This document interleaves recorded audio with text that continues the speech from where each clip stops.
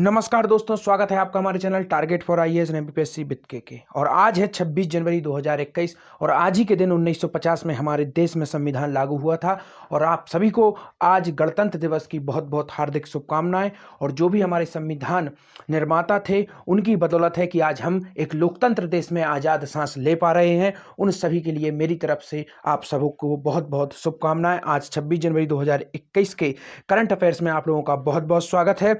और आज हम लोग डिस्कस करेंगे पोषण मटका कार्यक्रम किससे संबंधित है। काफी इंपॉर्टेंट यह कार्यक्रम है, तो यह किससे संबंधित है। मध्य प्रदेश में इस बार काफी अधिक चर्चा में यह रहा है।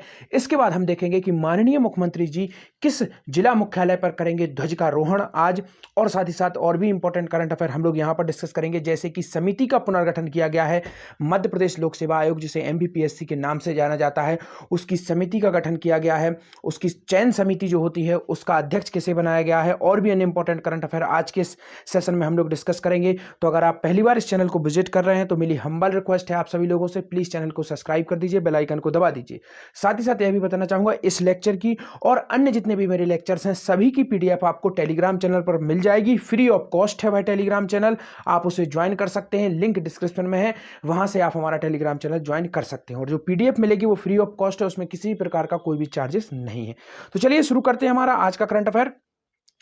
तो दोस्तों हमारा पहला क्वेश्चन है, गणतंत्र दिवस के अवसर पर माननीय मुख्यमंत्री जी किस जिला मुख्यालय पर फहराएंगे राष्ट्रीय ध्वज। तो आज मुख्यमंत्री जी किस जिला मुख्यालय पर फहराएंगे राष्ट्रीय ध्वज। तो आपका ऑप्शन नंबर 1 है रीवा जिला, ऑप्शन नंबर 2 है सागर जिला, ऑप्शन नंबर 3 है जबलपुर जिला और ऑप्शन नंबर 4 है भिंड जिला। तो दोस्तों इसका राइट आंसर है आपका ऑप्शन नंबर 1, रीवा जिला मुख्यालय पर माननीय मुख्यमंत्री शिवराज सिंह चौहान जी ध्वजारोहण करेंगे। अब हम यहाँ पर आपको मुख्यमंत्री शिवराज सिंह चौहान जी से संबंधित कुछ इंपॉर्टेंट फैक्ट बताऊंगा, क्योंकि हम हमेशा कोशिश करते हैं करंट अफेयर को स्टैटिक जीएस से लिंक करने की। तो 19वें नंबर के यह मुख्यमंत्री हैं मध्य प्रदेश के। साथ ही साथ यह भी बताना चाहूंगा कि माननीय मुख्यमंत्री जी के पास कुछ मंत्रालय हैं, जैसे कि नर्मदा विकास प्राधिकरण और जनसंपर्क मंत्रालय, और ऐसे मंत्रालय जो किसी अन्य मंत्री को आवंटित नहीं किए गए हैं। तो काफी इंपॉर्टेंट है। देखते हैं रीवा जिला से संबंधित कुछ इंपॉर्टेंट फैक्ट आपको बताना चाहूंगा, जैसे कि रीवा से सबसे पहला इंपॉर्टेंट फैक्ट यह है कि बघेलखंड क्षेत्र के अंतर्गत यह आता है। और बघेलखंड जो रीजन है मैं यहाँ पर आपको बताना चाहूंगा, यह है हमारे प्यारे मध्य प्रदेश का जो मैप है। और यहाँ पर यह जो रीजन बोला जाता है बघेलखंड, मध्य प्रदेश का सबसे छोटा ज्योग्राफिकल पार्ट है ये बघेलखंड, और इस क्षेत्र में रीवा आता है। और जनसंख्या के मामले में 5वां सबसे बड़ा जिला है हमारा रीवा। जनसंख्या में नंबर 1 पर है आपका इंदौर, नंबर 2 पर है आपका जबलपुर, और नंबर 3 पे है आपका सागर, और नंबर 4 पे है आपका भोपाल, और नंबर 5 पे कौन सा है, यही है रीवा जिला मुख्यालय, जिसका हम लोग यहाँ पर जिक्र कर रहे हैं। तो चलिए आइए देखते हैं नेक्स्ट जिला मुख्यालय कौन सा है। सागर जिला मुख्यालय है। काफी इंपॉर्टेंट यह जिला मुख्यालय है। जैसे कि गंदगी भारत छोड़ो अभियान की शुरुआत, मध्य प्रदेश गंदगी छोड़ो अभियान की शुरुआत कहाँ से शुरू हुई थी, सागर जिले से ही शुरू हुई थी। मध्य प्रदेश की प्रथम यूनिवर्सिटी जिसे स्टैब्लिश किसने किया था, डॉक्टर हरि सिंह गौर ने इसे स्टैब्लिश किया था। 1946 में इसकी स्थापना हुई थी, और यही मध्य प्रदेश की प्रथम केंद्रीय यूनिवर्सिटी है, सागर यूनिवर्सिटी। इसके बाद जो डॉक्टर हरि सिंह गौर हैं, इनका काफी डीप संबंध है रीवा से। तो रीवा से मैं आपको बताना चाहूंगा कि रीवा की जो संविधान सभा गठित हुई थी, काफी इंपॉर्टेंट यह फैक्ट है, क्योंकि आजादी के बाद अंग्रेजों ने यह कह दिया था कि राज्य अपनी स्वेच्छा से चाहे तो भारत में सम्मिलित हो सकते हैं, नहीं चाहते तो वो बने रह सकते हैं ब्रिटिश राज में, और वो चाहे तो स्वयं का संविधान भी बना सकते हैं। तो रीवा जो मुख्यालय था, इसे विंध्यन प्रदेश के नाम से जाना जाता था यह पूरा एरिया। तो यहां पर जो संविधान सभा गठित की गई थी उसके अध्यक्ष थे डॉक्टर हरि सिंह गौर। किसके द्वारा यह संविधान सभा गठित की गई थी, तो उस समय के यहाँ के राजा थे मारतंड जी, वहां के राजा थे, उनके द्वारा यहां पर यह संविधान सभा गठित की गई थी। और जैसे ही फिर देश आजाद हो गया था उसके बाद यह संविधान सभा भंग कर दी गई थी, परंतु यह इंपॉर्टेंट फैक्ट है यहां से संबंधित। अब मैं आपको बताऊंगा जबलपुर मुख्यालय, काफी अधिक इंपॉर्टेंट है जबलपुर से संबंधित फैक्ट। जैसे कि आपको सभी को मालूम होना चाहिए, भेड़ाघाट के किनारे यह स्थित है, नर्मदा नदी के किनारे यह स्थित है, संस्कार राजधानी इसे कहा जाता है। और सुभाष चंद्र बोस जी ने 6 माह तक जेल यात्रा कहां पर जेल काटा था, यहीं पर काटा था, और उन्हीं के नाम पर वहां पर जेल का नाम भी चेंज किया गया है, इन्हीं के नाम पर जेल का नाम रखा गया है जबलपुर का। अब यहां पर यह भी बताना चाहूंगा, जबलपुर जनसंख्या में 2nd नंबर का जिला है, 2nd नंबर का संभाग है, और साक्षरता में नंबर 1 संभाग है, और नंबर 1 जिला भी कौन सा है, जबलपुर है। और साथ ही साथ क्षेत्रफल में नंबर 1 संभाग कौन सा है, जबलपुर ही है दोस्तों। इसके बाद हम बताएंगे महिलाओं की जो संख्या में, सेक्स रेशियो में जो जो लिंग अनुपात में सबसे बड़ा जो संभाग है तो वह भी जबलपुर ही है। अब देखते हैं भिंड का जो सेक्स रेशियो है, जो लिंग अनुपात है वह सबसे कम है, क्योंकि मध्य प्रदेश में सबसे कम जो लिंग अनुपात है वह भिंड में ही पाया जाता है। और भिंड से संबंधित एक और इंपॉर्टेंट फैक्ट यह है कि होलकर वंश के संस्थापक जो मल्हार राव होलकर थे, उनकी समाधि भी यहीं पर है। कहां पर है? भिंड में ही उनकी समाधि है।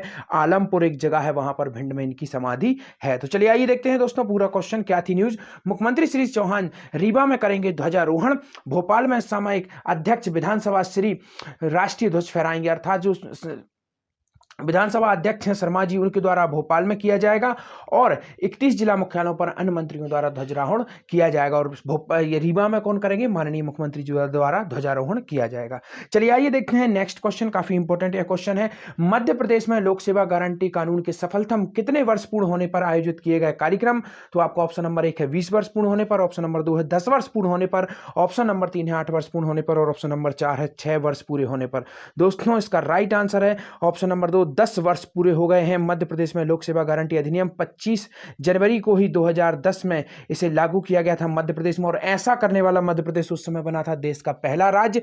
लोक सेवा गारंटी अधिनियम क्या कहता है? ऐसी मूलभूत आवश्यकताएं जैसे कि जन्म प्रमाण पत्र, मृत्यु प्रमाण पत्र, जाति प्रमाण पत्र, आय प्रमाण पत्र और भी अन्य इंपॉर्टेंट जो विभिन्न प्रकार के सरकारी कामकाजों में आवश्यकता होती है, एक तय समय सीमा के अंदर लोगों को मिलना चाहिए। यही गारंटी देता है लोक सेवा गारंटी अधिनियम। और अगर जो भी सर्विस देने वाला है, अर्थात कोई भी अधिकारी, कोई भी नियोक्ता, और वो तय समय में वह सेवा ना दे सके तो उसके ऊपर जुर्माने का भी प्रावधान किया गया था इसी लोक सेवा गारंटी अधिनियम में। और यह अपने आप में काफी बड़ी बात है। इससे कई कार्य हुए, जैसे कि भ्रष्टाचार का अंत हुआ, बिना लेन देन के काम होना शुरू हो गया और लोगों को तय समय में सुविधाएं मिलने लगी जो उनके हक थे। तो चलिए आइए देखते हैं नेक्स्ट। प्रदेश में लोक सेवा गारंटी कानून के सफलतम 10 वर्ष पूर्ण होने पर कार्यक्रम आयोजित किया गया। मुख्यमंत्री श्री चौहान करेंगे नवाचारों का शुभारंभ, लोक सेवा के क्षेत्र में उत्कृष्ट कार्य करने वाले भी होंगे सम्मानित। मुख्यमंत्री श्री शिवराज सिंह चौहान ने प्रदेश में लोक सेवा गारंटी कानून के सफलतम 10 वर्ष पूर्ण होने पर 25 जनवरी को मिंटो हॉल में दोपहर 12 बजे आयोजित होने वाले कार्यक्रम में प्रदेश में लोक सेवा सुशासन के क्षेत्र में किए जा रहे नवाचार और भी अन्य इंपॉर्टेंट जो श्रेष्ठ कार्य हैं उनके लिए सम्मानित किया गया। तो यह था काफी अधिक इंपॉर्टेंट यहां से संबंधित। अब देखते हैं कि किसकी अध्यक्षता में लोक सेवा आयोग में के अध्यक्ष सदस्य चयन समिति पुनर्गठित की गई है। दोस्तों लोक सेवा आयोग, हर राज्य में अपना अपना लोक सेवा आयोग होता है। जैसे कि मध्य प्रदेश का लोक सेवा आयोग क्या है? उसका नाम है MPPSC, Madhya Pradesh public service commission. इसी तरीके से केंद्र का जो नियोजन करता है उसे बोला जाता है UPSC। तो यह भी काफी अधिक इंपॉर्टेंट है। और हर राज्य का अपना अपना होता है, जैसे कि यूपी का बोला जाता है UPPCS और राजस्थान का RAS, तो इसी तरीके से छत्तीसगढ़ का CGPS। तो इस तरीके से हर राज्य का अपना अपना लोक सेवा आयोग होता है और केंद्र का भी लोक सेवा आयोग होता है। तो मध्य प्रदेश में जो लोक सेवा आयोग है उसके अध्यक्षों तथा सदस्यों को चयन करने के लिए समिति गठित की गई है। तो किसकी अध्यक्षता में वह समिति गठित की गई है? तो आपको ऑप्शन नंबर 1 है राज्यपाल की अध्यक्षता में, ऑप्शन नंबर 2 है मुख्यमंत्री की अध्यक्षता में, ऑप्शन नंबर 3 है गृह मंत्री की अध्यक्षता में और ऑप्शन नंबर 4 है मुख्य सचिव की अध्यक्षता में। दोस्तों उसका राइट आंसर है माननीय मुख्यमंत्री जी की अध्यक्षता में यह समिति गठित की गई है। और यहां पर यह भी बताना चाहूंगा, यह प्रावधान है कि मुख्यमंत्री की अध्यक्षता में ही यह समिति गठित की जाती है। और सेकंड इंपॉर्टेंट फैक्ट यहां पर यह है कि केंद्र में जो UPSC होती है उसके जब सदस्यों का चयन होता है तो उसमें भी किसकी अध्यक्षता होती है? उसमें होती है प्रधानमंत्री की अध्यक्षता, प्रधानमंत्री की अध्यक्षता वाली। और यहां पर राज्यों में मुख्यमंत्री की अध्यक्षता वाली जो समितियां बनती हैं वही चुनती हैं लोक सेवा आयोगों के अध्यक्षों को और उनके सदस्यों को। और मध्य प्रदेश का एक और इंपॉर्टेंट फैक्ट यह है कि इसका जो रिटायरमेंट की एज है 6 वर्ष या 62 वर्ष की उम्र पूर्ण होने पर यह रिटायर होते हैं मध्य प्रदेश लोक सेवा आयोग के जो अध्यक्ष होते हैं। और इसके प्रथम अध्यक्ष कौन थे?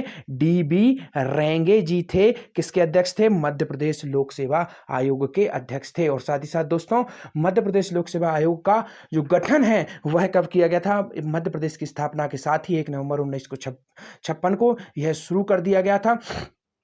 और इससे संबंधित एक और इंपॉर्टेंट फैक्ट आपको यहां पर बताना चाहूंगा, जो लोक सेवा आयोग होते हैं उनका प्रावधान संविधान की धारा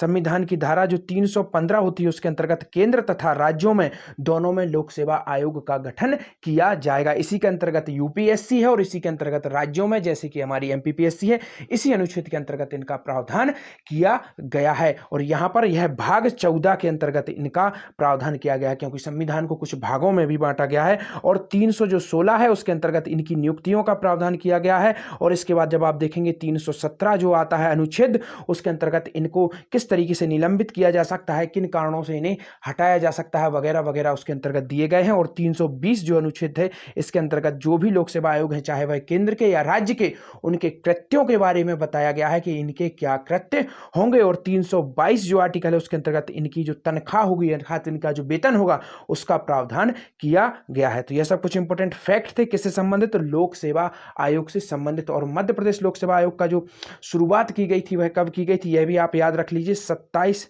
अक्टूबर को यह प्रावधान किया गया था। यह भी काफी अधिक इंपॉर्टेंट है। तो चलिए आइए देखते हैं क्या है पूरी न्यूज। मुख्यमंत्री श्री चौहान की अध्यक्षता में लोक सेवा आयोग के अध्यक्ष सदस्य चयन समिति पुनर्गठित की गई है। मुख्यमंत्री श्री शिवराज सिंह चौहान की अध्यक्षता में मध्य प्रदेश लोक सेवा आयोग के अध्यक्ष एवं सदस्यों की नियुक्ति के चयन के लिए समिति का पुनर्गठन किया गया है। समिति के सदस्यों में आदिम जाति कल्याण एवं अनुसूचित जाति कल्याण मंत्री कुमारी मीना सिंह मांडवे, स्कूल शिक्षा मंत्री स्वतंत्र प्रभार प्रशासन राज्य मंत्री श्री इंद्र सिंह परमार आदि शामिल होंगे। समिति का मंत्रालय कार्य अपर मुख्य सचिव प्रशासन सामान्य प्रशासन विभाग द्वारा किया जाएगा। तो चलिए आइए देखते हैं नेक्स्ट क्वेश्चन, और काफी अधिक इंपॉर्टेंट यह क्वेश्चन है, पोषण मटका कार्यक्रम किससे संबंधित है दोस्तों। काफी अच्छा इनिशिएटिव है ये पोषण के लिए। तो देखते हैं ऑप्शन नंबर 1 महिला एवं बच्चों के पोषण से संबंधित। तो दोस्तों इसका राइट आंसर है ऑप्शन नंबर 1, महिला एवं बच्चों का जो पोषण है उससे संबंधित है ये मटका पोषण कार्यक्रम। काफी इंपॉर्टेंट यह कार्यक्रम है। शुरू यह पहले हो चुका था मगर परंतु यह भी चर्चा में था, तो इसलिए मैंने इसे यहाँ पर शामिल किया है। आंगनबाड़ी में पोषण के मटके की टिम्बकटू, यह टिम्बकटू अगर आप लोगों को ध्यान हो तो बचपन में हम लोगों ने यह कहानी सुनी थी कि एक बूढ़ी औरत होती है और वह मटके के अंदर बैठकर विभिन्न प्रकार की यात्राएं करती है, तो यह टिम्बकटू उसी का लोगो है और यह आंगनबाड़ी द्वारा इसे कहा गया है। तो देखते हैं पोषण मटके का एक लाभ यह भी हो रहा है कि इसके माध्यम से स्थानीय पोषण आहारों का संग्रह हो रहा है, जो समुदाय के अति कम वजन और कम वजन के कमजोर बच्चों और उनके परिजनों तथा आंगनबाड़ी के माध्यम से पहुंच रहा है। यहां पर कुछ इंपॉर्टेंट फैक्ट आपको हाईलाइट करना चाहूंगा, यह काफी अधिक इंपॉर्टेंट फैक्ट है।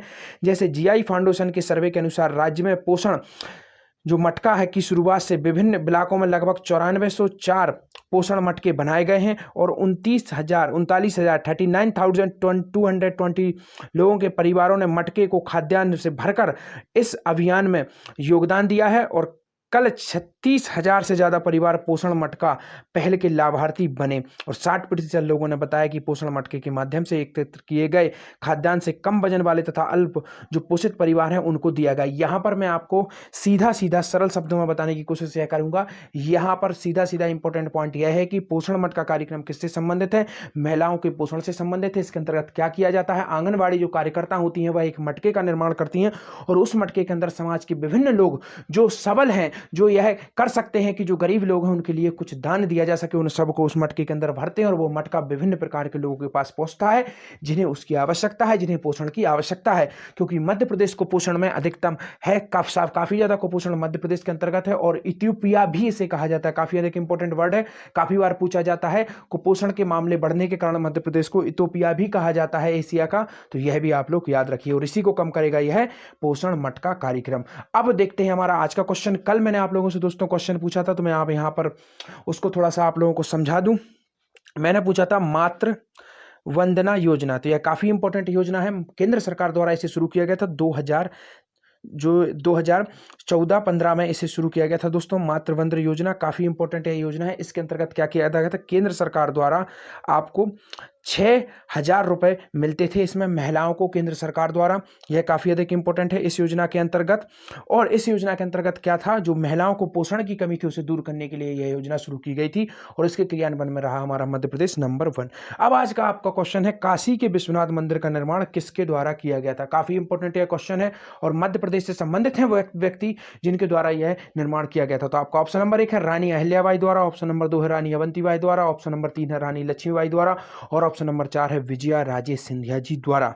अब यहाँ पर जो मैंने नाम आपको दिए हैं उनके बारे में कुछ इंपॉर्टेंट समझा देता हूँ आपको, क्योंकि स्टैटिक जीएस के हिसाब से वह काफ़ी अधिक इंपॉर्टेंट है। रानी अहिल्याबाई होलकर वंश की रानी थी और इनके द्वारा भी काफ़ी अधिक कार्य कराए गए हैं इंदौर वगैरह और उसके आसपास के क्षेत्रों में, यह काफ़ी अधिक नाम है इनका। इसके बाद आप देखेंगे रानी अवंतीबाई, काफ़ी इंपॉर्टेंट है, यह गढ़मंडला गौड़ जो वंश था उससे संबंधित थी रानी अवंतीबाई।